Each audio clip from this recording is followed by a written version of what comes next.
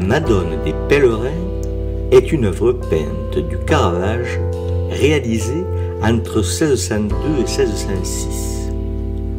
Toujours conservée dans la chapelle Saint-Augustin de Rome, où se situait sa destination initiale, ce tableau, que l'on nomme aussi la Vierge de Lorette, en relation avec l'existence d'un pèlerinage local polarisé par une maison que les anges eux-mêmes auraient transportée, est un des chefs-d'œuvre du peintre dont le prénom le prédestinait à la peinture.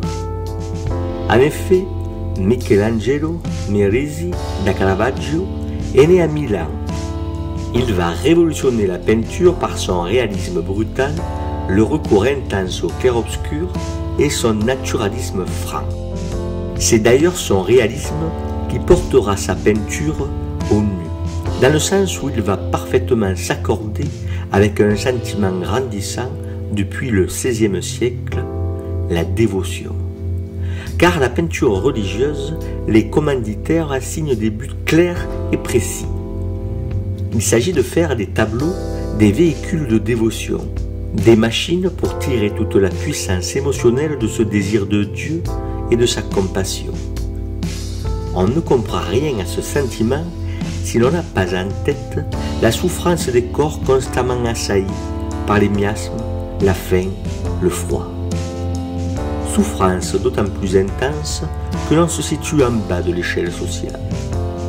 A contrario des autres peintures sacrées du Caravage, celle-ci ne s'inspire pas d'un texte biblique ou d'une œuvre préexistante. Sa composition est originale et profondément humaine. La Vierge, placée en haut à gauche dans l'embrasure d'une porte, veuillez noter qu'elle emprunte les traits de Léna, la compagne du peintre.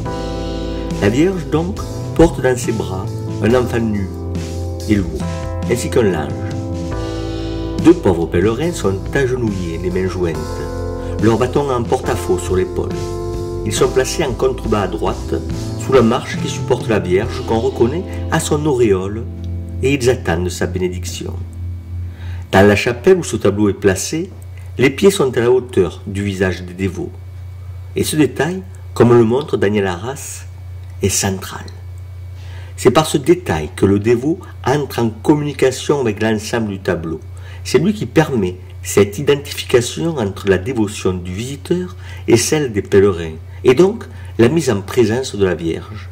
Le tableau, par le truchement de ses pieds nus, d'un réalisme époustouflant, a une dimension pédagogique dans la mesure où il illustre la figure de la dévotion, mais il est surtout un médium, un média, comme nous dirions aujourd'hui, un média dont le créateur désirait qu'il participe à l'émergence de sentiments perdus aujourd'hui par la plupart d'entre nous.